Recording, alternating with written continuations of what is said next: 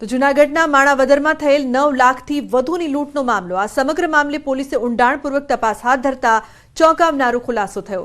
આ કેસમાં ફરિયાદી જ આરોપી નીકળ્યો. વંથલી કોર્ટમાં 15 લાખ રૂપિયા ભરવાના હોઈ આરોપી દિનેશ કાલરિયાએ લૂંટનો પ્લાન રચ્યો હતો. ગત તારીખ 13 માર્ચના રોજ 9,31,000ની 3 અજાણ્યા શખ્સો લૂંટ કરી હોવાની ફરિયાદ ખુદ આરોપી દિનેશ કાલરિયાએ જ નોંધાવી હતી. પોલીસે ઊંડાણપૂર્વક તપાસ કરતા રસ્તાના સીસીટીવી ચેક કરતા ફરિયાદીનો ભાંડો ફૂટ્યો હતો. આરોપી દિનેશ કાલરિયા માણાવદર નગરપાલિકાના પૂર્વ પ્રમુખ હતા.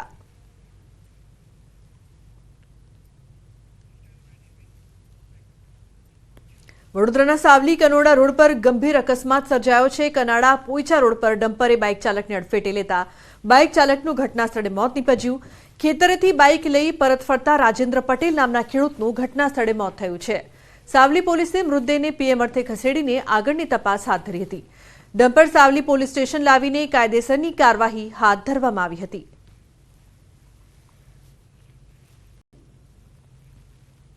અમદાવાદમાં મહિલાનો સ્ટન્ટ કરતો વિડીયો વાયરલ થયો છે. એરપોર્ટ રોડ પર મહિલાનો એક્ટિવા પર સ્ટન્ટ કરતો વિડીયો સામે આવ્યો છે. મહિલા છૂટા હાથે એક્ટિવા ચલાવી જીવ જોખમાય તેવો સ્ટન્ટ કરતી જોવા મળી હતી. આ પ્રકારના સ્ટન્ટથી અકસ્માત સર્જાવાની શક્યતા વધુ રહે છે. તો મોડી રાત્રે અકસ્માત સર્જાય તે પ્રકારનો આ વિડીયો સામે આવ્યો છે. અમદાવાદથી આ પ્રકારના સ્ટન્ટ કોઈનો જીવ પણ લઈ શકે છે. અને મહત્વપૂર્ણ સમાચારની જો વાત કરીએ તો મૌલાના સલમાન અઝહરીના ભડકાઉ ભાષણના કેસ મામલે મૌલાનાના જામીન મંજૂર કરાયા છે.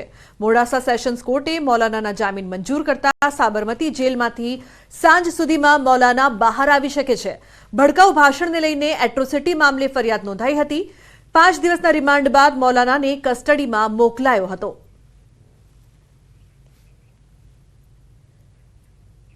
દાહોદમાં નકલી કચેરી કૌભાંડ મામલે વધુ એક પ્રાયોજના વહીવટદારની ધરપકડ કરાઈ છે. દાહોદ પોલીસે સંજય પંડ્યાની ધરપકડ કરી છે. ચાર્જશીટમાં 7 બેંકના 200 સ્ટેટમેન્ટ સામેલ કરાયા હતા, જેના કારણે 18.59 કરોડનું કૌભાંડ વધીને 25 કરોડને પાર થયું હતું. હાલ ઝડપાયેલા સંજય પંડ્યા 2022થી 2023 દરમિયાન દાહોદ પ્રાયોજના વહીવટદાર તરીકે ફરજ બજાવતા હતા. નકલી કચેરી કૌભાંડ મામલે એક આઈએસ સહિત 11 આરોપીઓને પોલીસે હજુ સુધી ઝડપી પાડ્યા છે. સમગ્ર મામલે વધુ તપાસ પણ હાથ ધરાઈ છે. મહત્વનું છે કે નકલી કચેરી કૌભાંડ મામલે વધુ એક ધરપકડ.